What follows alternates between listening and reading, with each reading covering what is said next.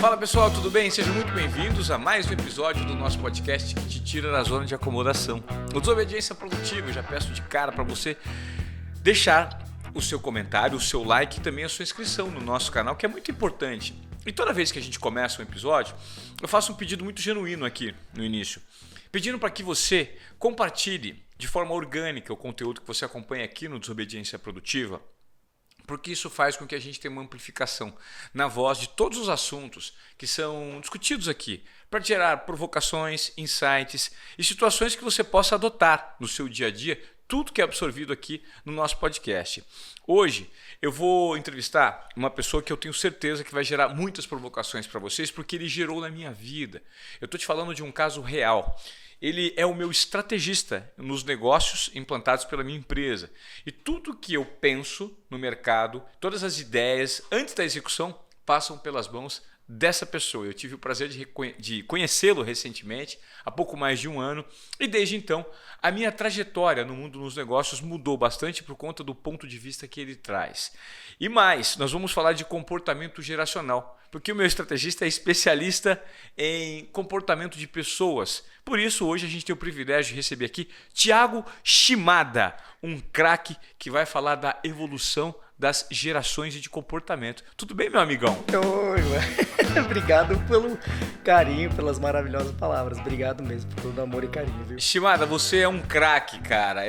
Eu perdi um certo tempo. Eu confesso para vocês que estão acompanhando a Desobediência Produtiva hoje, que eu fui atrás de algumas pessoas no mercado para trazer para serem entrevistados. Só que quando eu percebi, eu falei assim, opa, eu tenho ouro aqui nas mãos. Porque toda quinta-feira e toda segunda-feira, quando nós nos encontramos, né, o Shimada nos dá uma aula, não só de empreendedorismo, de estratégia de negócios. Ele está por trás também da Academia da Marca, que estrutura a sua marca. Depois a gente vai deixar todos os detalhes para vocês aqui. Confesso que a hora dele é pesada, é cara e a agenda é lotada. Mas o Shimada recentemente estava explicando para mim, e eu acho que faz muito sentido a gente compartilhar esse conteúdo, sobre a evolução das gerações. Ele é um estudioso desse aspecto. E você, eventualmente, que tem dificuldade de relacionamento, de comportamento em relação ao entendimento do perfil de consumo do seu cliente, é interessante que a gente tire alguns insights desse papo que a gente vai ter hoje. Shimada, eu queria que você começasse explicando para a gente quantas gerações existem, né, recentemente, que a gente faz o mapeamento e de que forma isso foi estabelecido. Ivan, rapaz, agora você me fez uma pergunta boa, hein? Devem ser umas mapeadas até hoje, umas 8, 9, aqui tem desde 1890. Tá. Mas aqui pra gente não vai fazer muito mais sentido, porque são pessoas até que já não estão mais tão presentes dentro desse ambiente, né? Pra gente, ou estão no mercado ativo. Normalmente a gente começa a partir dos baby boomers, né? Exato, porque eles ainda estão no mercado e ainda estão tendenciando o comportamento de consumo do mercado. Né? Por exemplo, um fator muito importante, os baby boomers vão ser um traço de geração que vai ter um olhar que vai buscar uma segurança muito maior, que é muito diferente das gerações que estão chegando. Então, por exemplo, quando você fala dessa geração que está chegando numa fase final de vida, eles ainda estão impulsionando a economia quando você vai pensar em seguro de vida, plano de saúde, porque o olhar deles é muito preocupado por essa questão, diferente do que está para vir pelo futuro, que é importante que essas empresas fiquem de olho, fiquem preparadas. Então, basicamente, a gente vai estar falando dos baby boomers, X, Y, Z. E aí não dá para dizer que a gente vai falar de alfa e C, tá? Que são as futuras. Eu acho que é muita ousadia a gente falar até de Z já, porque não tem muito estudo, não tem muita análise, não tem muito papel, tem muita inferência por enquanto, tanto da Z quanto da alfa quanto da C, tá? Tá mais estabelecido e organizado, baby boomer, X e Y. E a Z já apresenta um bom traço de comportamento. Legal. Vamos tentar colocar e qualificar algumas caixinhas em relação à idade de cada geração, para que o público aqui do Desobediência consiga entender. E aí depois a gente mergulha nas características de cada geração e de que forma eu acho importante a gente falar um pouco sobre essa geração atual. Perfeito. Né? Ela está impactando o mundo, bônus e ônus de cada geração e de que forma as pessoas que têm negócios, os empreendedores, podem ter uma linguagem e entender melhor esses perfis comportamentais de cada geração. Cara, sensacional. E eu acho que faz total sentido, porque cada vez mais, principalmente do marketing, né, as pessoas vêm entendendo o conceito de persona. Se distancia do público e começa a focar mais na questão da persona. Perfeito. Se você entende traço geracional, de comportamento de indivíduo, é disso que você está falando para entender da persona. Perfeito. Que é como ela age no dia a dia. Quando o pessoal fala de persona, né, qual é a diferença? Público é o sexo, idade, são informações básicas, é de massa, pega um coletivo. Tá bom. Quando você fala de persona, você está falando de um traço de comportamento de um indivíduo. Como ele vive, aonde ele vive, o que ele faz, como que ele faz, o que ele gosta, o que ele não gosta. É intimamente entender disso. Então faz total sentido para quem quiser trabalhar de uma forma muito próxima e assertiva com a sua persona, entender do comportamento geracional. Tá? Correspondendo ao teu questionamento, o primeiro recorte, dentre desses que a gente vai falar, que são os baby boomers, ele vai se dar ali de 46 a 64. Tá? 1946 Isso. a 1964. Isso, que são os nascidos da guerra, né? Após o fechamento da Segunda Guerra, então é o momento que essa geração tem um boom geracional. Nascem muitos bebês, nascem muitas crianças. E aí então começa essa visão de explosão do nascimento dessas crianças e esse olhar de posicionamento de mundo naquele momento. Qual que era? O mundo tinha acabado de vir de um traço de destruição, de guerra. Então essa geração ficou incumbida em reconstruir esse mundo, porque já não tinha mais. Perfeito. Então eles têm um senso de responsabilidade, de civilidade, de coletivo extremamente evoluídos. Um indivíduo não supera em nunca um coletivo. Por exemplo, se você for pegar avós, senhores, senhoras de idade, e você for conversar, eles vão ter muito problema com, por exemplo, você deixar comida no prato. Porque faltou comida, eles vieram de guerra. Então isso é inaceitável para eles. Interessantíssimo. Então o olhar deles sempre vai ser do coletivo, de viver e sofrer intempéries, e de fazer o que precisa ser feito. Eles não tiveram escolha, eles tinham que reconstruir o mundo. Legal. Tudo bem? Sim. Então esse é um traço assim, característico como núcleo duro da geração deles, muito importante. Tá. Aí dali para frente a gente vai dar mais um salto, que aí vai dar 65 para 81.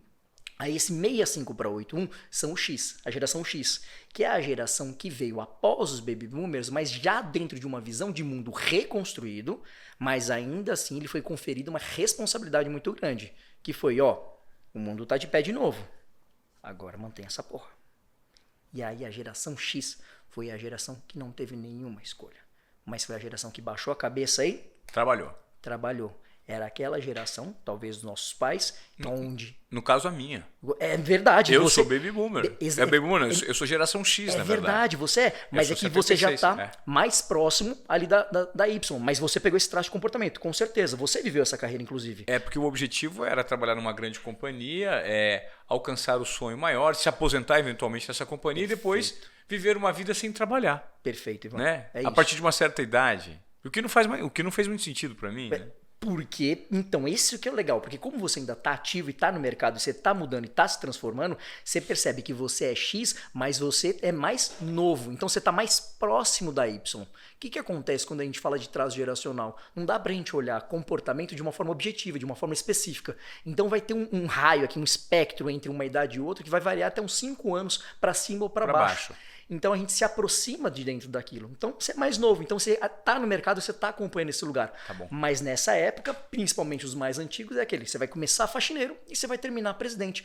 Não precisa de formação, não precisa de qualificação. Essa até hoje foi a geração que mais gerou e produziu riquezas. Por quê? Ela não tinha tempo e disponibilidade de pensar. Ela só tinha que fazer e executar aquilo que lhe foi incumbida. Toma o bastão da responsabilidade na sua mão.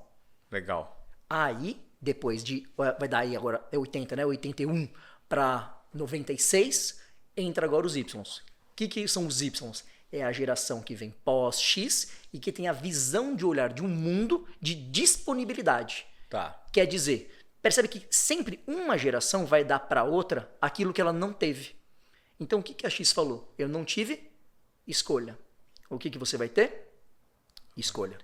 Sejam livres para ser, criar, fazer. Então, essa é a geração que vem todo esse boom tecnológico, porque é a geração da inovação. É a geração que teve possibilidade de entrar numa formação, sair, mudar de faculdade. Pensa, pega uma pessoa de geração X, você viveu isso, e fala assim, ah, não, quantas faculdades você até pode fazer? Você tá louco? É essa pro resto da vida e acabou, é a profissão da sua vida. A Y não. Você pode escolher, não deu certo, sai, você vai para outra. Será que vai fazer uma formação? Será que vai ter uma graduação? Não sabemos, ainda é uma dúvida.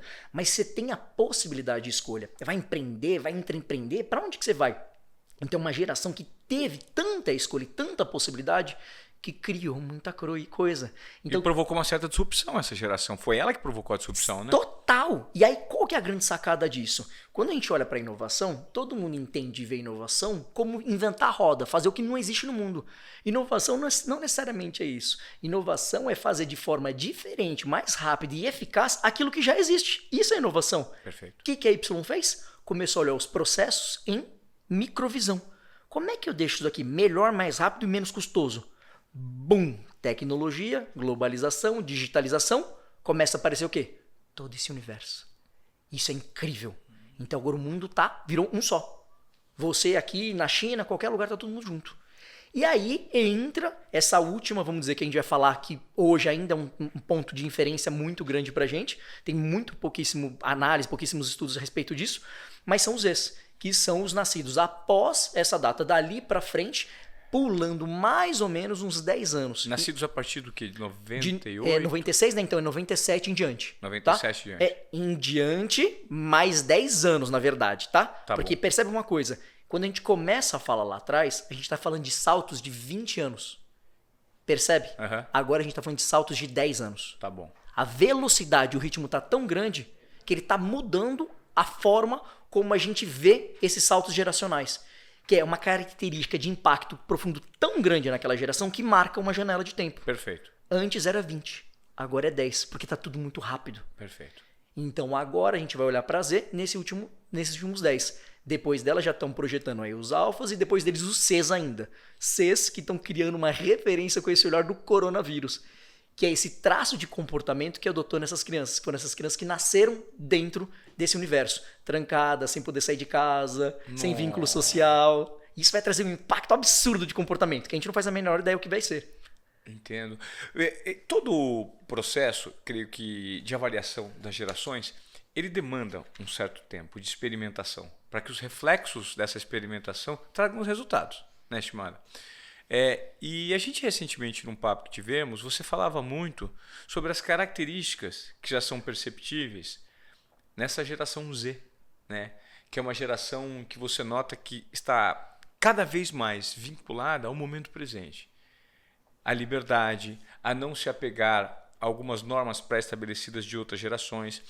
E o que se nota é um potencial muito grande e uma vontade muito grande de correção de comportamentos que vieram das outras gerações. Essa geração parece que não aceita mais rir do outro, brincar, fazer piadas racistas, piadas de gênero. Isso não existe mais. É um nível de conscientização que eles estabeleceram que parece que vem como uma correção de todas as dificuldades que nós tivemos no passado. Por que isso? Elas já nasceram mais conscientes? Elas têm um entendimento um pouco maior de comportamento que as outras gerações não tiveram? Qual o motivo disso? Eu gosto de olhar assim. E aí aqui é uma zona muito de análise e uma troca muito grande que a gente vai fazer. Porque é uma análise comportamental, ok? Claro. Mas eu não percebo que nenhuma geração tem uma característica muito diferente da outra. Na verdade, é um processo transicional. Eu entendo quando você fala assim, eles vêm com uma correção. Porque a energia dessa geração é muito forte, é muito potente. E eles se colocam numa postura muito agressiva mesmo, que parece que eles estão corrigindo, apontando o dedo na cara, você tá errado. E tem essa violência, essa agressão, mas que é natural da juventude. Você entende? Não é um traço deles. É que a gente já não tá mais nessa posição. Mas a mensagem que eles estão mandando não é de hoje. Ué, se você for pegar os baby boomers, geração paz e amor, o que eles queriam? Mais respeito, mais diversidade, menos diferença entre as partes e as pessoas. A única diferença é que lá eles viam uma estrutura organizacional social muito rígida, muito dura. A amostragem deles era mínima, então a força deles também era mínima. Eles saíam na rua, era porrada na cabeça. Entendi. Mas você entende que a mensagem é a mesma? Então essa geração passa para o próximo bastão, mas de uma forma um pouquinho mais leve. Aqui eu gosto de trazer e olhar muito... Aqui eu vou fazer um crossover, uma mistura, tá? Claro. Mas eu gosto muito de trazer o conceito de constelação familiar. Porque ela trabalha nessa progressão. Uma geração só existe por conta da existência do anterior. E qual é a função de uma geração? Passar o bastão, o fardo, um pouquinho mais leve para a próxima geração. Perfeito. Então, quando a gente vê essa geração, para mim nada mais é do que o retrato da somatória de todas as outras. Só que ela tá tendo um papel super marcante, tá? Porque todas as outras sempre conseguiram se adaptar e flexibilizar. Não temos que ir para lá, mas tá tudo bem se for assim, tá tudo bem se for assado. E essa geração por isso a gente sente essa agressividade, falou, nada de mais ou menos. Ou é ou não é. Se for assim, eu não vou. E então tem muita legitimidade. Eu gosto muito dessa geração e sempre digo, quando eu vou fazer palestra, alguma coisa, eu falo assim, pra mim, ela tem um potencial de ser a melhor geração que a gente já teve. Por quê? O olhar de núcleo duro dela é incrível. Porque ela tá buscando a construção de um mundo melhor. Só isso. E diferente das outras gerações que aceitaram passar pelo que tinha que passar e pelas regras que foram pré-estabelecidas e pré-impostas, para então poder chegar num momento de plenitude e prosperidade, para então poder usufruir da vida, ou então de uma vida mais saudável, de um relacionamento mais próximo, eles só falaram, para que eu vou fazer tudo isso para chegar lá? Se eu já posso começar a exercitar isso a partir de agora. Você entende? Então é lógico que tem uma agressividade, porque todas as gerações anteriores aceitaram a regra do jogo e viveram a regra do jogo. Legal. Essa virou e falou assim, bom, eu não vou falar a palavra que eles falaram, mas eles falaram, não vamos, queremos brincar diferente. E aí é a primeira vez que a gente vai ter uma ruptura tão grande entre os traços de comportamento, porque uma sempre conseguiu passar o bastão para outra. Essa percebe que ela teve uma dificuldade muito grande de entrar no mercado de trabalho. Não só por ela não conseguir se adequar, então quer dizer, para ela não faz sentido, como para as antecessoras de adaptabilidade para acolher ela no mercado de trabalho. Tá sendo muito louco, é a primeira vez na história que a gente está tendo uma inversão na pirâmide de mercado de trabalho. Na priorização de mão de obra, de buscar as gerações anteriores às gerações novas, pelo tamanho desafio de conseguir se interrelacionar.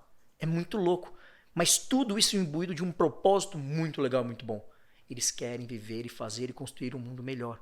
E não tem mais ou menos, não tem se, não tem espera. É só isso mesmo. E aí para pensar, a gente, quando era novo, adolescente, a gente tinha toda essa maturidade, eloquência, vamos parar, vamos pensar, ou a gente só falava o que dava na veneta? Sim. É a mesma coisa, eles estão fazendo igual. Só que a causa é muito boa. Mas a forma ainda é imatura, é jovem, assim como a gente já foi. Então cabe a gente podermos escolher ser elementos de transição.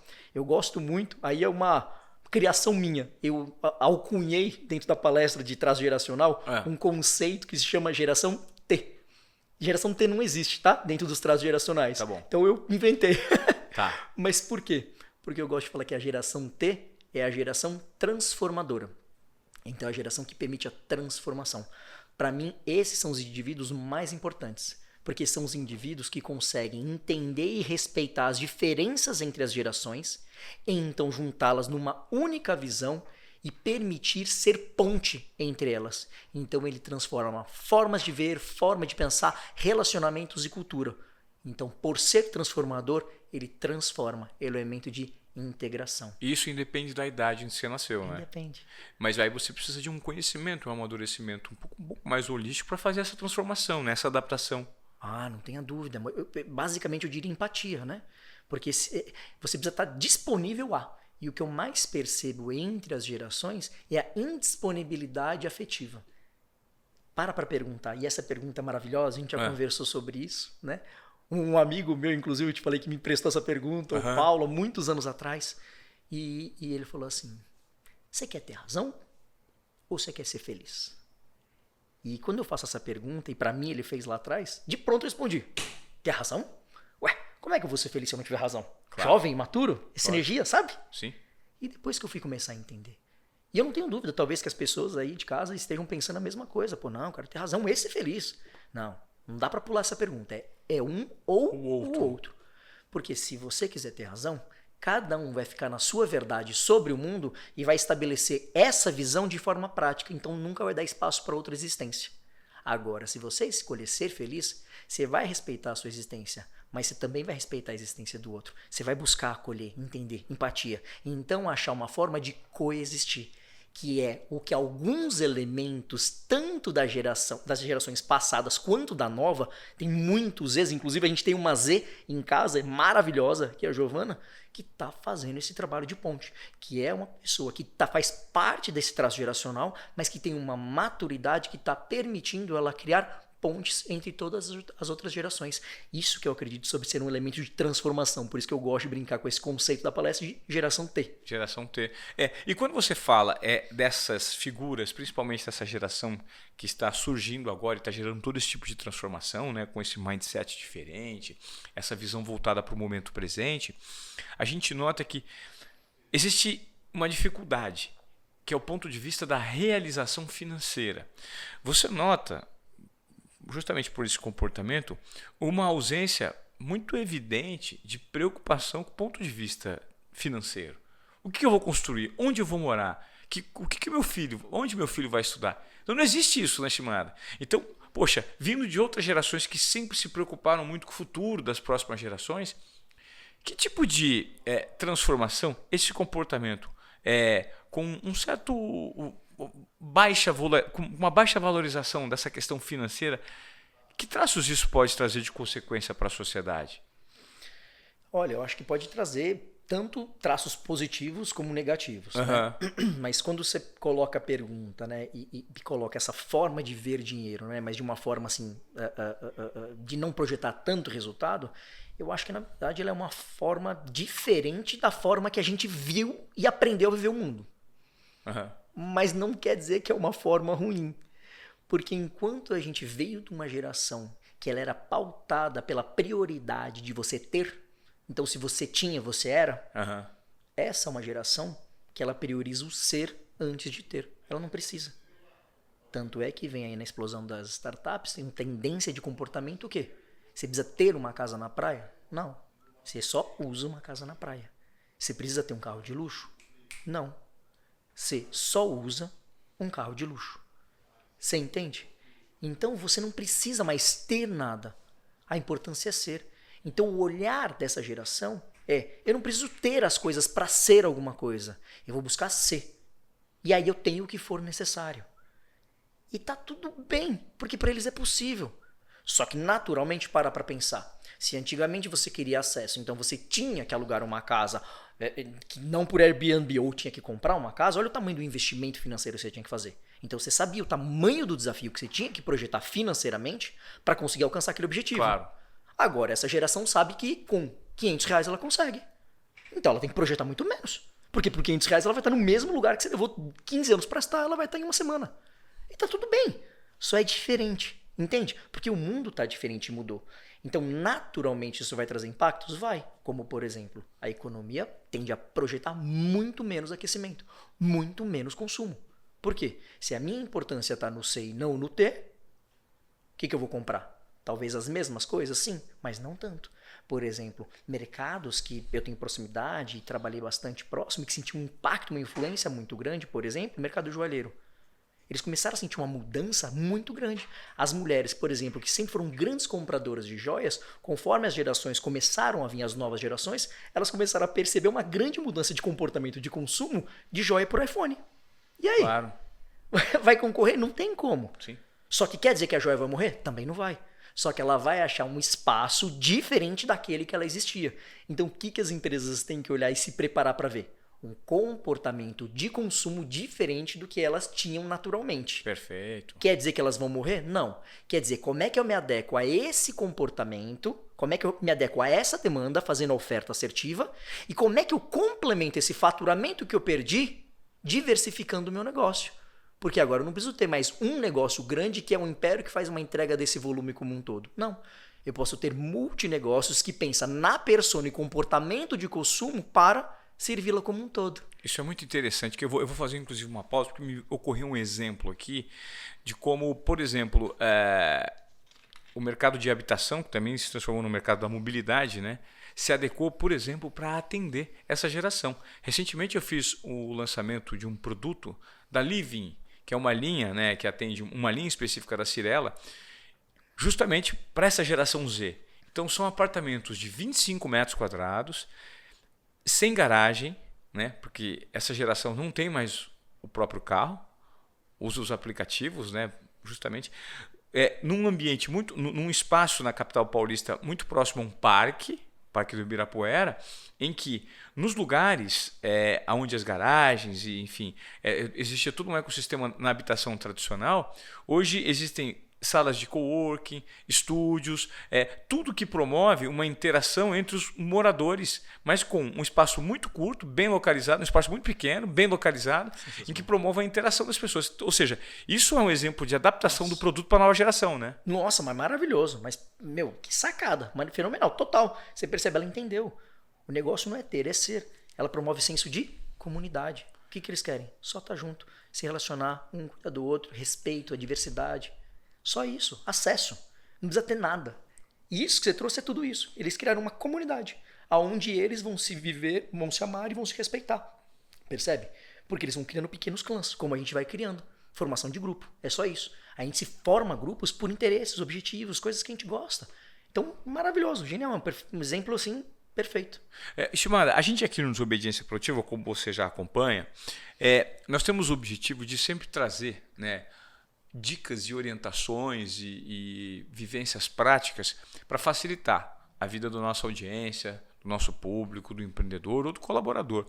E hoje eu creio que a maior dificuldade, e que é a grande dificuldade de todo mundo, é de que forma eu vou cada vez mais e de forma mais assertiva colocar o meu produto no mercado e achar clientes certos num momento de transformação. Transformação na distribuição do conteúdo, transformação nos hábitos de consumo, né? Eu acredito que hoje no mercado, você que é um estrategista que dá mentoria para muitos donos do próprio negócio, muitos empreendedores, né, que estão indo para a direção errada e o seu objetivo é plugar dentro dessas empresas e corrigir a rota, assim como você fez na nossa empresa. Qual que é hoje a grande dificuldade do empreendedor para fazer um mapeamento geracional? Está todo mundo muito perdido em relação a essa transição que a gente está vivendo? Com muito carinho, tá bom? Claro. Vaidade. É mesmo? Porque para ele chegar até onde ele chegou, você percebe que ele tem que ter tido uma coragem, uma força, uma potência. Um empreendedor? Tá. Então ele tem muito mérito? Então justifica. Tá. Mas chega um momento que o traço de comportamento mudou tanto que às vezes a forma como ele está vendo não se aplica mais. Então ele precisaria lavar um pouco essa vaidade para conseguir dar espaço para ouvir algo novo. Então reconfigurar a sua forma de ver, algo que você gosta de falar muito, a lente, para então ele poder se ressignificar. Por exemplo, de uma forma muito carinhosa, você me agradece, mas de uma forma extremamente carinhosa, eu que te agradeço. Porque de nada adiantaria eu ter todo esse desejo de vontade se você não fosse esse desobediente, produtivo e que se provocasse a sempre estar em constante mudança e olhar de forma diferente. Percebe que você deu espaço. Você deu espaço na sua empresa para a gente ter uma CEO de 23 anos de idade. Você entende? Isso é extremamente disruptivo. E demonstra o quê? Qualidade, potência, inovação. Isso é maravilhoso, isso é tremendo. Mas quem que teve que tomar esse gole de coragem? Você. O meu olhar só foi de contribuição. Entende? Então, quando a gente olha para um empreendedor, ele fica muito aprisionado no eu sei. E aí, quando ele tem que lidar com coisas novas, ele vai lidar com sentimentos e emoções muito ruins. Então, de cara, em regra geral, ele já até nega. Ele, não, veja bem, deixa pra lá, não precisa, não é isso. Porque ele leva em conta tudo que ele trouxe até aqui, Lógico. Né? E todos os pontos certos. E deixa de observar que a transição está aí, a mudança nos hábitos de consumo é evidente. E se você não mudar o seu negócio, você vai perder mercado. Exato, mas aonde que dói nele? Por isso que eu tô falando da vaidade. Porque se ele tiver que abrir mão do eu sei e falar eu não sei de nada, me ensinem, você percebe que agora ele morreu? Ele não tem mais utilidade dentro do próprio negócio? Pelo menos essa é a perspectiva que ele tem. Quando ele tem a mínima ideia de chegar perto desse lugar, o que acontece dentro da cabeça dele? A amígdala cerebral é ativada, pum, pum, pum, alerta. Ele tem medo. Tá louco? Que isso? As pessoas vão achar que eu não sou bom? Que eu não mereço estar aqui? Que isso? Veja bem, daqui a pouco todo mundo vai montar em cima de mim? Cada um com a sua neura. Então ele se arma de novo. Mas na verdade é exatamente o oposto. O líder de hoje, o líder do futuro, é um líder que é inspirador. É uma pessoa que, assim como você, abre espaço, senta, conversa, ouve. Fala, não, realmente eu não sei. Me fala. Que legal. Eu tinha uma perspectiva sobre isso, agora ela ficou melhor. Você entende? Então é um exercício de limpeza, de tirar essa vaidade. Que naturalmente todo indivíduo vai estar com muitas dores. Olha, eu vou te falar talvez assim, um amigo durante a pandemia, foi um dos caras mais sábios que eu ouvi falando. E eu achei genial. A gente estava conversando e eu estava ligando para alguns amigos para ajudar a levantar, ir para cima, levantar a cabeça, oferecer novas ideias do que fazer, como fazer. Porque são amigos de coração, eu só queria ver. Tirei amigo da cama, vamos embora. Uhum. E aí teve um deles que falou assim, Chimadinha, eu vou parar. Eu falei, vou parar? Como assim você vai parar? Não, eu vou parar, vou fechar a empresa. Mas está tudo bem? Não, tá, eu vou fechar, vou pagar todo mundo, vai sobrar dinheiro pra caralho, eu vou ver o resto da vida e eu vou parar. Eu falei, mas por quê? Ele falou, sabe, antes eu sabia trabalhar, antes eu sabia o que fazer e eu conhecia as pessoas. Agora eu percebi que eu não faço a menor ideia e eu só tô perdendo todo o meu patrimônio porque eu não sei mais o que fazer. Então eu vou parar, acho que deu meu tempo, deu minha hora. Cara, que sabedoria. E que fala, e que consciência. Tava bem, tava com paz de espírito. Eu ouvi e falei, foi o único. Que eu falei assim, olha, parabéns. Fico feliz na conclusão que você chegou e te desejo muita prosperidade nessa jornada. Sabe que hoje você me inspirou. Obrigado. Você entende? Se limpou de uma vaidade tremenda. Total. Foi incrível. E quando você nota aqueles donos de negócio que aceitam passar por esse processo de limpeza, de observar outros pontos de vista nessas transformações que a gente está observando, qual é a principal dificuldade, Shimada? E o que às vezes essas pessoas têm assim, dificuldade de enxergar nessa transformação de hoje? É que assim, a gente não chegou até onde a gente chegou à toa. Então a gente chegou com um conjunto nosso de criação, valores, genética. Né? Claro. Eu venho da linha que eu acredito na linha de Freud e Jung. Então o indivíduo ele é biopsicossocial. Biológico, psico, formação, criação e social o ambiente que ele está inserido. Perfeito. Então ele vem de uma configuração genética, de ambiente e criação e também a capacidade que ele vai ter de se adaptar às situações que ele está. Tudo bem? Sim. Então o indivíduo ele vai se desenvolvendo e ele forma um compêndio de conteúdos e visões que o trazem até ali. Quando aquilo vai dando certo, então ele vai ganhando pontuações e vai sendo bonificado e vai sendo incentivado, ele fica motivado. Quando aquilo dá errado, o que ele aprende a fazer? A ficar quietinho, encolhido, sozinho em silêncio, porque ele tem que resolver aquele problema, aquele desafio. Principalmente o homem. Ou você nunca ouviu? Você não é homem, não? Levanta a cabeça, engole esse choro, vai pra cima. Claro. Ou não? Muitas vezes. Pois é. Por que é tão difícil para um empresário, por exemplo, mudar? Ué, se ele aprendeu que enquanto ele tá fazendo bonito, você mostra pra todo mundo e ganha palma. E na hora que você tá fazendo errado, você cala a boca, engole o choro, fica lá sozinho e se resolve, se vira sozinho. Fácil resolver a vida assim, não é? Porra. Isso é tão difícil para o empresário. Porque ele vai olhar e vai fazer o quê? Não tem jeito. É isso aí, eu tenho que me virar, eu tenho que superar, eu tenho que ir pra cima, eu tenho que resolver. Mas às vezes ele não tem a direção, né? Exato. Não tem a direção, tem que resolver sozinho. E buscar ajuda é o mais importante no mercado hoje. Percebe? É o básico para quando a gente está olhando de fora. Mas para pensar nesse indivíduo que viveu a vida inteira assim, foi criado a vida inteira assim. Ele vai fazer isso? Não. É sinal de fraqueza. Para pensar num amigo ou outro. Roda de amigos. Não vamos nos distanciar. A gente, como ser humano, é bem sujo. É pobre. Para analisar. Entre amigos. Tem 10 amigos. Um não tá. Os 9 vão falar do que não estão. Agora não tá o outro. Muda. Você entende? Sim. Inclusive, a gente estava conversando outro dia. Acho que você que me falou essa frase que... como é que é? Pessoas grandes falam de ideias e conceitos e pessoas pequenas falam de outras pessoas. Pessoas medíocres, né? Falam de outras pessoas. Pessoas medianas falam de situações e de acontecimentos. Agora, pessoas de fato mais elevadas falam sobre ideias que podem transformar, né? É isso, entende? Mas então a gente fica aprisionado nessa pequenez. Por que a gente faz isso? Porque toda vez que eu crio um pacto de vínculo de ideias, a gente forma um grupo. E quando eu coloco um elemento externo, quer dizer, um indivíduo lá de fora, a existência dele é que faz o nosso grupo existir. Porque se formos todos nós dentro de um grupo só, você percebe que não tem grupo na verdade? Agora, basta eu tirar um elemento e colocar ele de fora, criou-se um grupo. E o ser humano busca o sentimento de pertencimento, identificação. Ele se envolve em meios e em rodas. Ele se junta com pessoas. Ele se junta com os seus. Então, conforme ele vai fazendo isso, ele vai se separando, se distanciando das pessoas e criando crenças e valores. Agora a gente passou por um cenário nacional político de tremendo exemplo que representou isso. Um lado ou outro lado. E cada um representando o quê? Um conjunto da forma de ver, de ideias, de pensamentos. Vai tentar convencer um lado, vai tentar convencer que um lado tá certo, ou que o outro tá certo, ou de uma perspectiva diferente. Você tá louco? Você abrir a boca, você tomava porrada. Eu não sei você, mas em vários meios eu abri a boca, eu era bolsonarista. No outro meio, eu era petista. Eu falei, então tá tudo bem. Se pra vocês eu sou, fechou.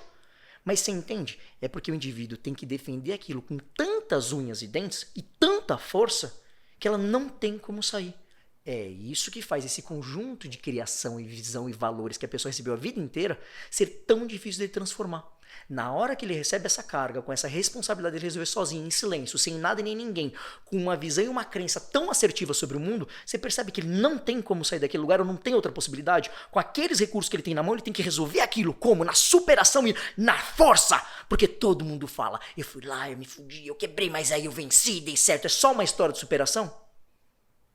E aí todo mundo fica repetindo esse mantra na internet. Marketing adora isso então.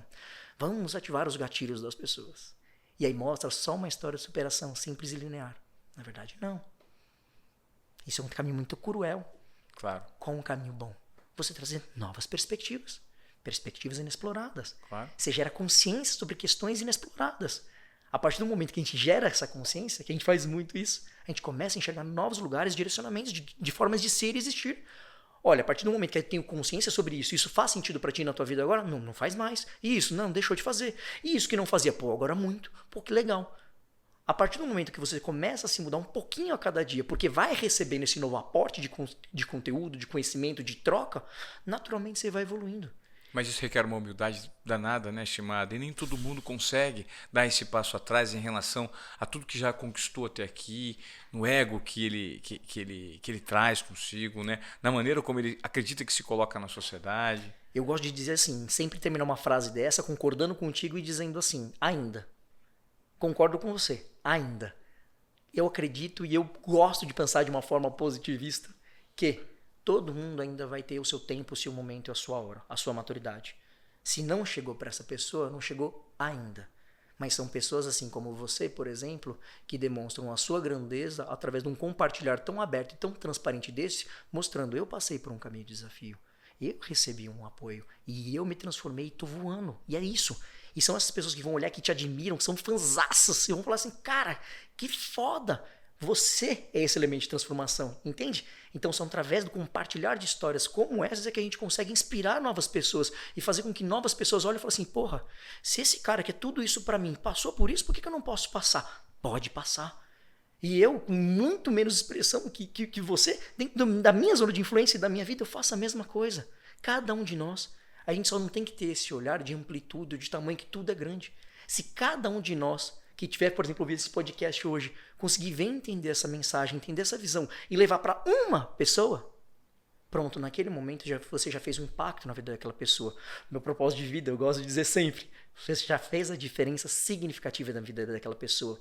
Não se preocupe em fazer muito, se preocupe em fazer o que é necessário. E naquele dia é isso, é o seu 01, é a sua entrega. Claro. Cuida daquela pessoa, mostra para ela que é possível, mostra que é possibilitador. E quando eu venho ter essa troca, a gente já conversa muito e fala muito sobre isso. Eu não estou aqui com uma troca, eu não estou um professoral ensinando uma matéria. Eu só estou partilhando um exercício de vida, daquilo que eu busquei viver e trazer e praticar na minha própria vida. Na minha família, com meu pai, com a minha mãe, com os meus amigos, com os meus sócios, trabalhando. Então tudo isso foi aprendendo fazendo, sabe? E claro, óbvio, também estudando. Sim. Então eu acho que essa é a principal mensagem que a gente pode deixar e olhar. Eu entendi por que você está se protegendo e se defendendo tanto. E é natural que você faça isso. Mas só saiba que se você se permitir a olhar para o lado, vai ter alguém para te acolher. E dá para você pensar de uma forma diferente. E que ninguém vai te julgar ou criticar por isso. Pelo contrário, você vai achar um ecossistema que vai falar, vem que aqui é legal. Vamos junto pensar e colaborar e co-criar sobre isso. Para você achar uma nova versão de si mesmo. Uma versão aprimorada. Um ambiente de mais acolhimento e direcionamento. Ainda assim com muito desafio, vai precisar de muita força empreendedora, mas com mais acolhimento, escuta ativa e uma comunicação não violenta, para acolher essa pessoa e direcionar com carinho. Porque o processo por si só, já é muito árduo, não precisa de ninguém batendo. Claro. Ô Shimada, quando você me traz esses pontos de vista, que a gente já conversou várias vezes sobre, eu acredito que esteja servindo muito para você que está aqui hoje no Desobediência Produtiva e tem dificuldades em relação aos questionamentos que surgem na sua jornada, né?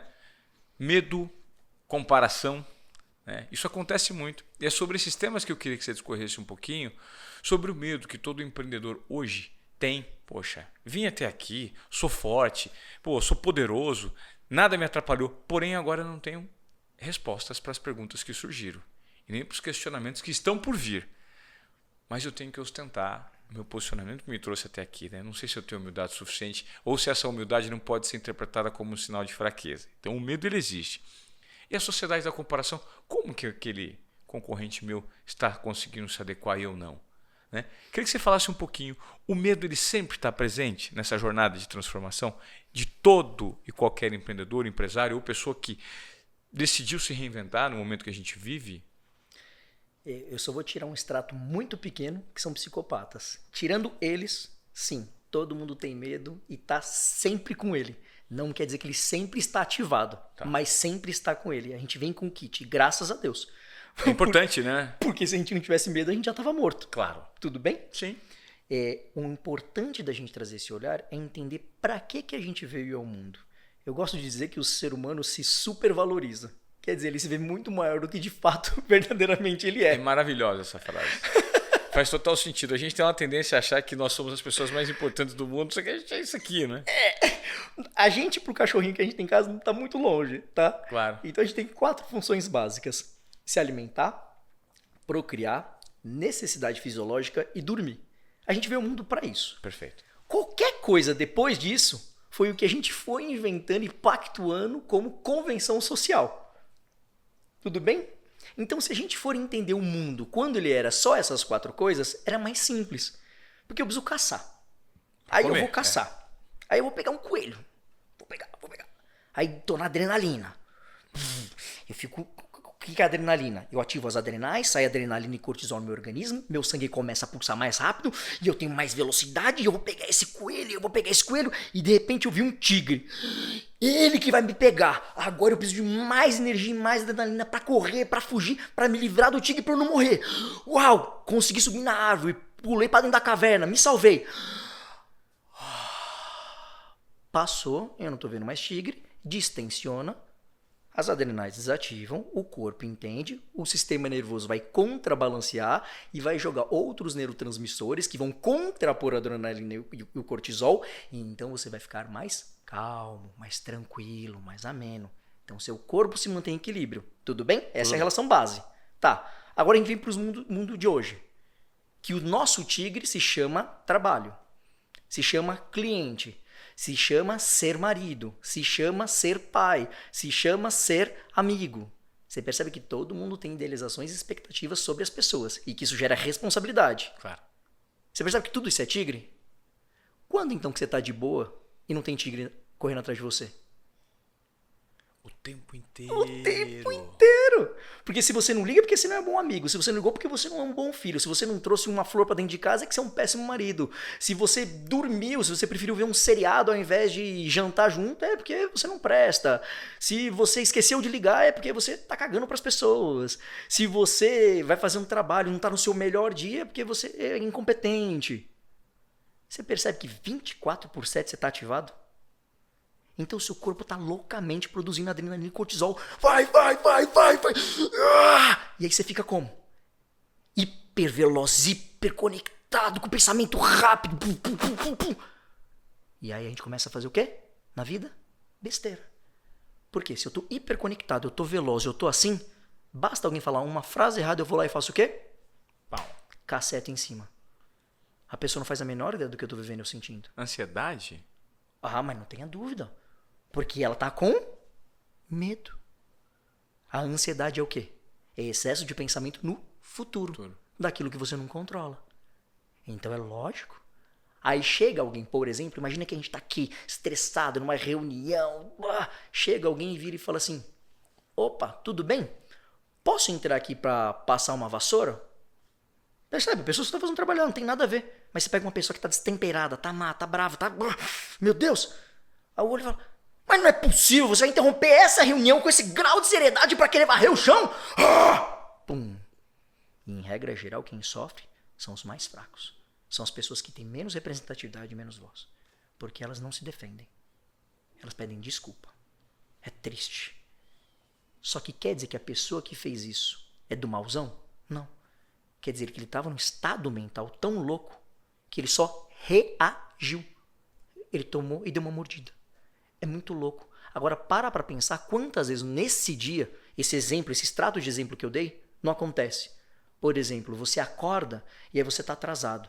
Aí você vai sair correndo porque você está atrasado, você bate o dedinho na cama. Dói o seu dedo. Aí nisso a sua esposa chega e fala assim, amor, você quer um café? Aí você não ouviu. Você entra no banho. Ela fala, viu, você vai querer um café? Você fala, não grita, pô, já falei, não quero, obrigado. E aí você sai correndo. E aí você vai embora. E aí você vai embora. E aí você briga com ela. E aí chega de mau humor. Aí você vai pegar o carro. Na hora que você pega o carro, você sai, o cara, você vai entrar, não tem espaço, você empurra o carro. Mas que retardado, me fechou. Você percebe uma somatização de visão, de experiências e de problemas que vai fazendo com que um sempre jogue em cima do outro as suas frustrações. Porque eu tô mega ativado. Porque eu tô com medo. 24/7. Por isso que a gente fala muito sobre posicionamento, sobre estratégia, sobre intenção da forma de viver a vida. Porque quando eu sei aquilo que eu sou, o que eu quero, pelo menos naquele momento, eu consigo saber quando eu atingir e quando eu não atingir. Para eu ter momentos de adrenalina e momentos de relaxamento. Ou seja, ter domínio sobre o que está acontecendo na tua vida, ou pelo menos ter um entendimento do que está rolando. Você não pode ser engolido por aquilo. Exatamente. Porque senão você fica vítima do processo, você fica passivo. Você tá com... E aí, essa é uma questão legal. Fisiologicamente, você está impactado. É como se você tivesse drogado. E aí você não gera consciência sobre aquilo. E ao invés de você se limpar, se reorganizar para então ir lá fazer aquela ação, não. Você vai lá e fazer aquela ação de difícil execução, aquele desafio, como se fosse, entre aspas, né, drogado. Qual é o melhor caminho? Esse? Não. Primeiro caminho, faz um detox. Se limpa, fica calmo, relaxa e depois vai lá desativado. Por isso que quando você está numa discussão, qualquer um está numa discussão e as pessoas estão nervosas, brigando, aí você fala pro outro, calma, você já fez isso? Parece que você joga um tanque de gasolina dentro da fogueira. É pior. Calma o quê, meu irmão? Não dá pra você pedir calma pra quem tá puto. Pelo contrário, pra quem tá puto, você entra na mesma energia. Você fica puto junto, você entende por que ele tá puto, você compra dele, você entra na mesma vibe. E aí depois que vocês estão nivelados, então você começa a trazer ele para uma outra posição de mais esclarecimento, mais acolhimento e mais calma. Senão não sai. E isso é a gente, todo dia, com a amígdala cerebral 100% ativada. Essa relação funciona, amígdala e córtex pré-frontal. Córtex vai pensar em estratégia, raciocínio. A amígdala vai pensar em sentimentos e emoções. Quanto mais a gente tiver no córtex, melhor. Mais a gente está racionalizando e tomando uma decisão de uma forma distante, mais fria, mais calma. Quanto mais eu tomar decisões na amígdala, mais eu estou tomando decisões passionais, intempestivas. Então te falou alguma coisa que você não gostou, teve que engolir em seco? Não fala nada naquele momento. Mas eu tenho que dar uma resposta. Mentira, ninguém nunca tem que dar uma resposta em momento nenhum. Falou, entendi o seu ponto, entendi a sua questão. Mas agora eu não estou bom para te dar uma resposta. Eu preciso pensar sobre o assunto. E acabou. Posicionamento. Entende? Você se autoconhece, você sabe quem você é, você sabe no seu momento que você está. Até sair desenvolvendo mais maturidade. Estimado, eu gostaria que você tentasse dar uma explicação de uma forma simples, né, para o público que acompanha a gente aqui no Desobediência Produtiva, levando em conta toda essa explicação que você já deu, como hoje o colaborador de uma empresa que está acompanhando o podcast, o empreendedor, ele consegue colocar em prática essa desaceleração, né, em relação à ansiedade, em relação ao medo, em relação a essa sociedade da comparação. Como nós podemos tirar o pé hoje em dia e entendermos o nosso propósito? Porque eu acho que é muito sobre isso, né? O fato de nos compararmos o tempo inteiro faz com que a gente sempre acredite que estejamos por baixo ou tem sempre alguém melhor e invalidamos as conquistas que trouxemos até aqui ou o esforço que estamos fazendo de forma pouco direcionada, né? Não tenho dúvida. E eu quero assim, começar respondendo esse questionamento dizendo a primeira coisa mais importante. A gente não acha o propósito. a gente vive. E então ele acontece. Ah, que incrível. Só é importante dizer isso de cara porque o pessoal fica rezando esse mantra na internet e vai deixando as pessoas cada vez mais angustiadas, ansiosas. Sempre na perspectiva de que todo mundo tem propósito, menos ela que está ouvindo ali aquele conteúdo. E na verdade não. O achar do propósito é um exercício constante, diário, de viver a vida. De uma forma proba, constante, com intenção, com estratégia de vida. E aí então, no tempo, aquilo vai fazer sentido ou não. Eu acho que esse é o ponto mais importante. Sem a pretensão de estar certo o tempo inteiro, ser dono de todas as respostas, né? Não, só viver. Por quê? Porque eu tô afim. E se estiver errado, eu corrijo. E se estiver certo, parabéns, se deu bem. E acabou. Mas é experimentação. Então, para sair desse lugar, primeiro precisa fazer um detox. E esse detox necessita de consciência. Então, se a pessoa tem alguém para acompanhar ela nesse processo, então é show, porque ela ajuda a enxergar de fora. Agora, a contribuição que eu vou dar aqui é para quem não tem, por exemplo, tá? Para quem estiver sozinho. Não é um exercício fácil, é muito difícil. Claro. A gente é míope. Quanto mais próximo, pior a gente vê. Mas a melhor forma é, de cara, escreva uma cartinha para você mesmo, com 10 visões arquetípicas. O que são isso? São 10 visões que você tem de si mesmo daqui pro futuro. E coloca uma janela de até 5 anos. Só. Eu quero, eu desejo, eu gostaria de... Tudo aquilo que você idealiza, sem filtro. Tá, então 10 itens. 10 itens, só isso. Tudo bem? Tá. Quando você terminar, escreve uma outra cartinha. O que o meu chefe espera de mim? E escreve as visões. O que a minha esposa espera de mim? Escreve as visões. Se tiver filhos, o que o meu filho espera de mim? Quando você terminar, leia todas essas cartinhas e cruze umas com as outras. E vai olhar a sua cartinha de visão arquetípica e ver se de fato tem algum desejo, alguma intenção de construção de vida que é sua. E não a expectativa e a idealização de alguém sobre você. Essa é uma hora que você gera uma consciência tremenda. Interessantíssimo esse exercício. Porque você vai começar a ver que grande parte das visões de futuro que você colocou, na verdade, são a somatória das visões e expectativas que as pessoas da sua vida têm sobre você. Nesse momento, você limpa todas elas. Não porque elas não prestam, é porque agora elas não têm que vir à mesa. Agora você está vazio. Agora repensa no exercício e vai pensar o que faz sentido para você e o que você quer para você. Não é porque é certo, não é porque tem a ver com o seu emprego, não é porque tem a ver com a sua família, é porque tem a ver com você. Você está a fim de fazer. Aqui você começa um bom exercício, um bom rascunho de um bom planejamento estratégico. Mas como é difícil isso, Shimada, porque o tempo inteiro nós somos invadidos pela perspectiva e a expectativa dos outros, né? Estamos inseridos num ecossistema e isso deixa a nossa visão muito turva, embaraçada. Total. É isso. Essa é a vida. E é isso que permite a gente fazer a troca. E aí, esse é o problema, isso é muito louco. É por isso que eu gosto muito de entender, estudar a mente, comportamento humano, para entender o que é meu e o que é do outro. E o que for meu, dar sustentação, firmeza e posicionamento. E o que for o outro, deixar com o outro. Mas você percebe que esse exercício de troca e influência no dia a dia, de uns sobre os outros, só é um exercício natural. Percebe quando você está numa conversa de amigos, por exemplo? Cara, às vezes, dependendo do meio, né, seleto, que é raro, mas enfim, em regra geral, são conversas vãs, são conversas mais vazias, sobre quem tem mais, quem fez mais, quem é melhor, quem é pior. Ou vai zoar um amigo, porque ao zoar ele fica menor, os outros ficam maiores. Você percebe? A forma de eu ver é sempre colocando um olhar sobre o outro. E isso é um ponto importante da gente olhar, inclusive.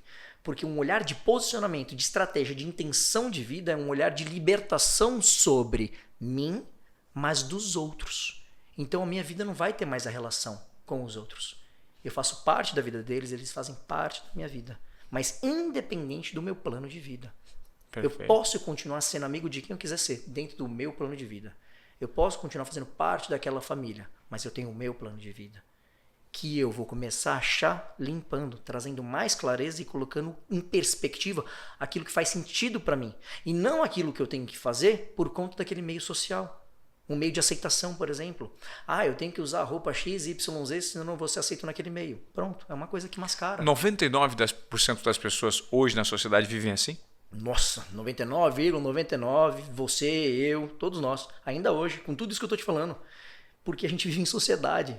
Não tem como a gente falar assim, ah, não, eu sou o descolado, eu tô descolado da sociedade, das pessoas e dos julgamentos, expectativas e perspectivas. Você tá doido? Então aí tem que virar ermitão. Vai morar no meio do mato sozinho e acabou, aí fechou.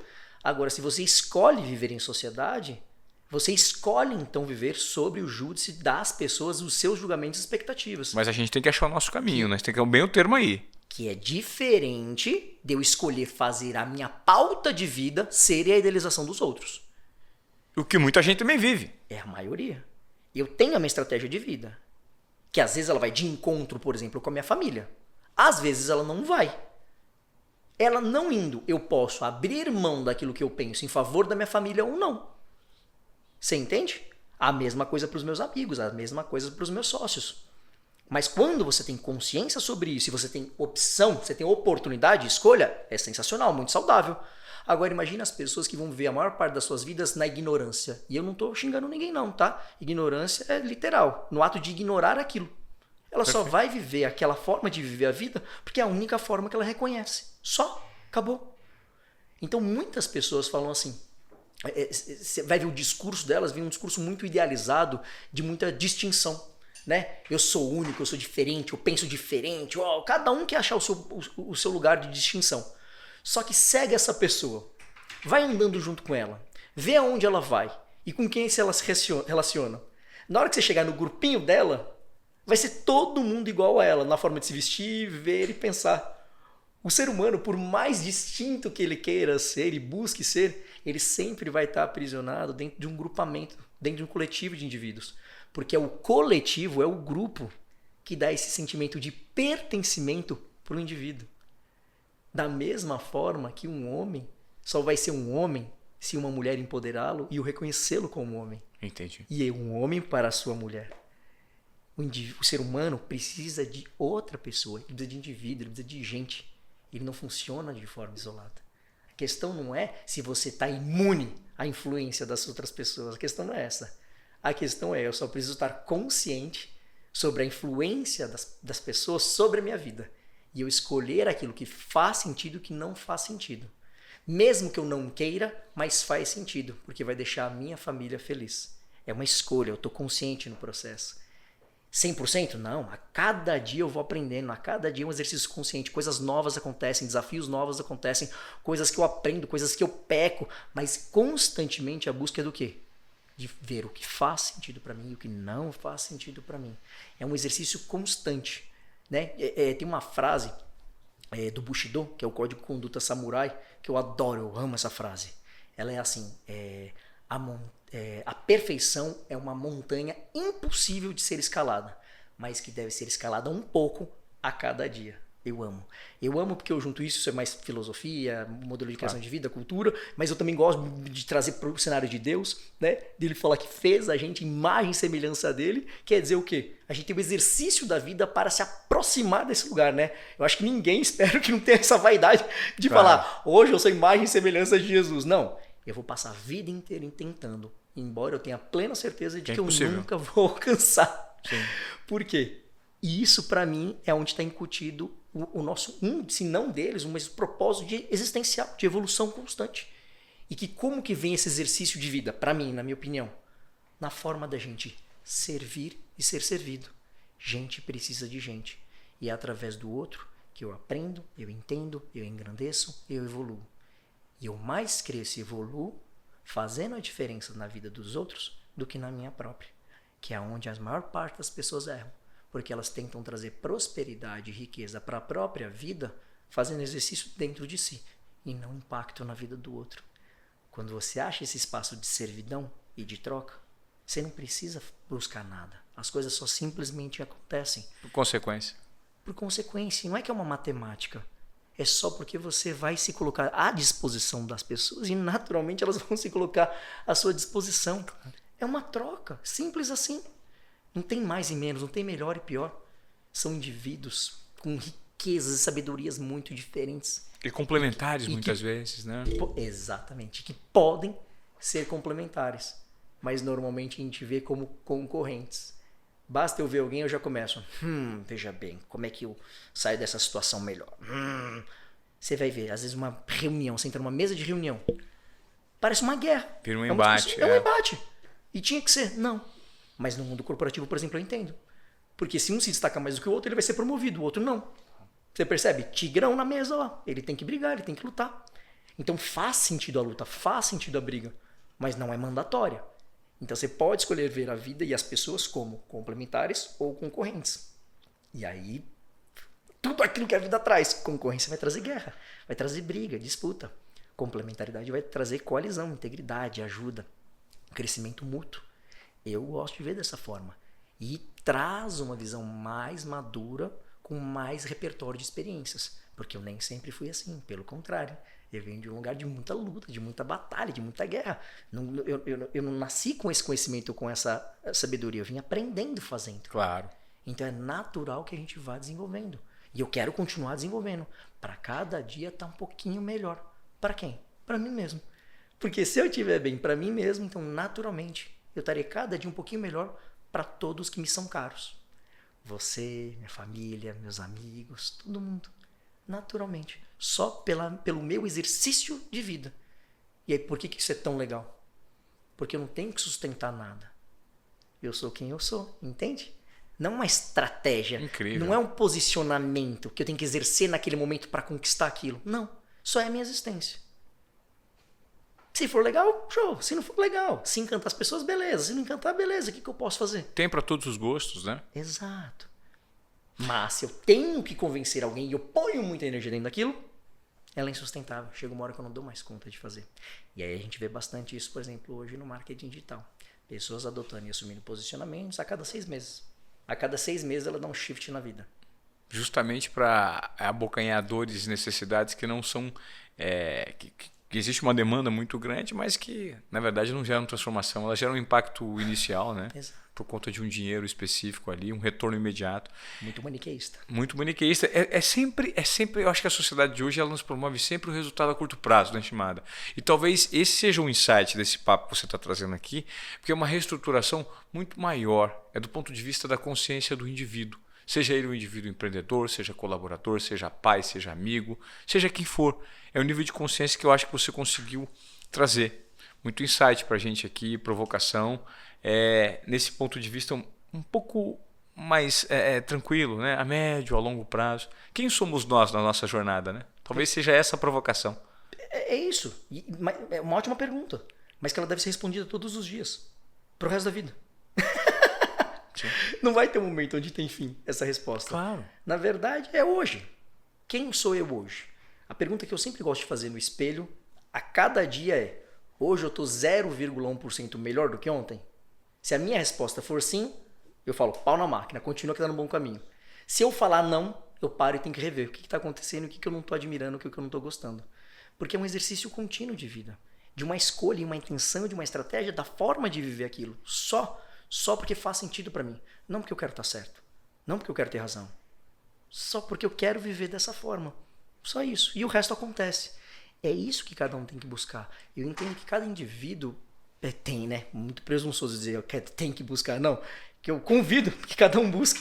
Porque eu acho que se você escolhe entender que você tem um jeito de ver a vida, uma forma de ver a vida, um posicionamento de ver a vida que independe da influência e da idealização, da expectativa de outras pessoas, cara, você vai atingir o seu potencial genial. A minha visão é que o indivíduo, todo indivíduo, é genial. Ele pode só não ter desenvolvido essa energia. Ela pode ser uma energia potencial não realizada. E quando ele escolhe começar a viver essa vida de propriedade, de autonomia, ele começa então a canalizar essa energia para transformá-la de potencial para realizada. Mas só estando no lugar certo. O que é estar no lugar certo, né? Eu brinco. É muito cruel você colocar um macaco para nadar no oceano e falar, você nada mal, hein? E pegar um golfinho e falar, escala, sobe a árvore aí, meu. E falar, você escala mal, hein? Para pensar do que a gente está falando dos traços geracional de comportamento. A gente não vem de uma condição de vida que não tem escolha. Uhum. Você precisa fazer o que precisa ser feito, porque eu tô mandando, porque é o certo. Aí é o macaco nadando no oceano. Quantos desses não tem espalhado pelo mundo? Muitos. E agora, se ele estiver ouvindo esse podcast, ele pode refletir e falar assim, talvez por isso que eu tô me sentindo um peixe fora da água. Por isso que talvez eu possa fazer esse exercício e começar a me provocar. Para saber se eu realmente estou fora da água ou não. Porque como ele vai começar a experimentar novos lugares, pode ser que ele ache lugares piores, mas eventualmente ele ache um lugar melhor. Que ele fala, nossa, mas aqui eu estou muito bem, aqui eu estou muito fluido. Então, muito provavelmente ele conseguiu ir pular dentro da água. Mas como que ele vai conseguir fazer isso? Experimentando, tendo coragem. E precisa de muita coragem. Porque a pessoa tem um emprego, ela tem uma remuneração, todo mundo vive em cima daquilo, ela vive em cima daquilo. Ela vai ter coragem de fazer algo em cima daquilo? Não sei. A maior parte não. A maior parte fala sobre, mas não faz. E eu não estou falando de grandes movimentações, tá? Eu não estou falando sobre você se demitir, mandar embora e começar tudo de novo. Não. É você ter uma carga dupla, tripla. Você chegou em casa, você vai lá, cuida das suas coisas de casa e fala assim, agora eu vou abrir aqui 3, 4 horas do meu dia para pensar nesse meu novo projeto. Isso é dar um a mais. Isso é experimentar coisas novas. Mas precisa de coragem. Porque você já está cansado, você já quer desacelerar. Mas você precisa de coragem para ir para cima, fazer. Para então experimentar. Ou não, realmente, você pode chutar o balde, começar do zero. Se você tem a condição disso, não tem problema nenhum. Mas de qualquer forma, precisa de coragem, de experimentação. De falar, não tá legal, isso aqui não tá bom, não, eu quero mais, quero diferente, vou fazer isso, vou fazer aquilo, experimenta. Mas a gente tem essa coragem? Regra geral, não. De novo, a história da amígdala.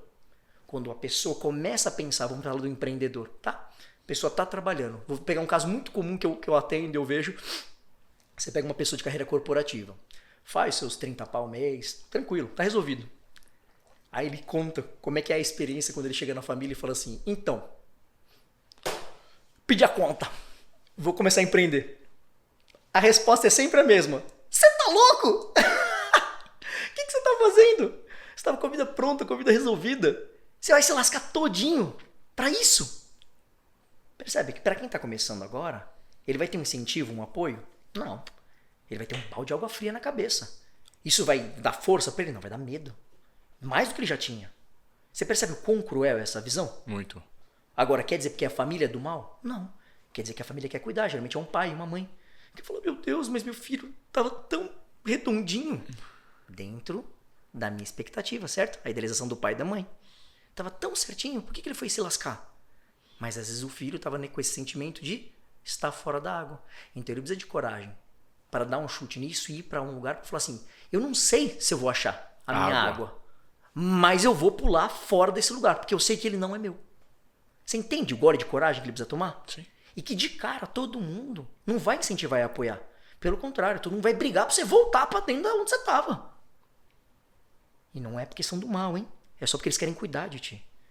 Você internamente inteiro vai gritar. Sua amígdala vai ficar assim, ó, plim, plim, plim. Volta, você vai passar fome, você vai morrer, você não vai ter comida. Se tiver mulher, vai falar, meu Deus do céu, não tem dinheiro para pagar a escola e agora não tem luz. Tudo temeroso. Status social, agora você vai ter que vender o carro, vai ter que andar a pé. Oh, meu Deus, tudo isso impacta, influencia. Você percebe o tamanho da coragem? Tem que ser muita coragem para você ir em direção àquilo que você está explorando. Não é o que você sabe que é. E isso é o que mais mata as pessoas. Porque elas sempre ficam explorando na perspectiva de que elas vão achar o dia D.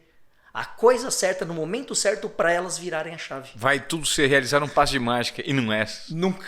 Nunca. Pelo contrário, é uma escolha diária de coragem de se experimentar e permitir-se fazer diferente todo dia em busca desse lugar. Mesmo que você nunca ache. Porque é o alto da montanha. A perfeição é uma montanha impossível de ser escalada. Mas nós temos a obrigação de todo dia tentar um pouquinho. Não tenho dúvida. Não tenho dúvida. Agora, o lance do propósito é que, embora você nunca o concretize, quer dizer, você não tenha plenitude, né? O estado de estar feito por completo, a perfeição, o estado de feito por completo, e feito, certamente você vai descobrir que pelo menos essa é a montanha certa. Entende? Sim. Não, você não vai terminar de escalar ela até morrer. Mas você pelo menos sabe que essa é a montanha. Tá certo. Que é diferente de você passar a vida inteira escalando as montanhas de outras pessoas, de outras vidas. Que quando você chega, ela fala assim, parabéns, ó, agora você chegou no cume. Pra quem? Essa é uma pergunta maravilhosa, assim. Pra quê, né? Quando alguém, pra quem? Pra quê? Quando alguém fala assim, não, aí você vai ser... A gente tava falando da história do pescador, essa é boa. Do pescador e do empreendedor. O empreendedor foi de férias, tava pescando, olhou que o pescador era brabo, tirava do lance, falou, esse pescador é bom demais. Virou pra ele e falou assim, cara, mas isso é muito bom. Você já pensou em profissionalizar isso? Ele falou, pra quê? Ele falou, não, porque aí, cara, você vai conseguir vender, vai monetizar, você vai ter mais jeito, vai pegar mais peixe. Ele falou, pra quê? Porque aí você monta uma indústria, aí você vai ganhar mais dinheiro. Pra quê? Porque aí você monta uma distribuição, entrega pro Brasil inteiro. Pra quê? Porque aí depois você vai ter muito dinheiro, vai ficar milionário e vai ficar de boa. Pra quê? Porque depois você vai ficar só ganhando dinheiro e pescando à vontade. Eu falei, uai, mas o que nós estamos fazendo agora? Pescar. Você entende? É um olhar de existência, de propósito. O pescador já estava realizando a existência dele ali. Mas no olhar do empreendedor, ele primeiro tinha que fazer aquela montanha de milhões para então poder se dar o direito de fazer o que ele queria fazer, que é pescar. Você percebe como ele está aprisionado em expectativas e idealizações que foram colocadas dentro dele? Perfeitamente. E ele não precisa. Ele pode, nessa conversa com o pescador, escolher despir-se e falar a verdade. E não tô dizendo para ele ser louco, hein? Ah, larga tudo que você tem, tchau, vai embora. Não. Só traz mais equilíbrio para sua vida. Dentro das suas... são 24 horas por dia, de todos os dias. Coloca lá, fala, ó, nessa hora aqui do dia, eu vou pescar. Acabou. E pronto. Isso é isso. Não dá de grande transformação. Ah, eu gosto de jogar bola. Pô, nessa hora aqui põe bola. Mas seja sério. Intenção. Ponha na sua agenda. Tenha compromisso com você. Essa é a coisa mais louca. Primeiro que eu já não vejo ninguém usando agenda. Na sua maioria. E quando tem, sempre tem compromisso com os outros. Ninguém coloca um compromisso consigo mesmo. Consigo mesmo. Não. Ah, não, é quando der tempo. Academia, quando der tempo. Futebol, quando der tempo.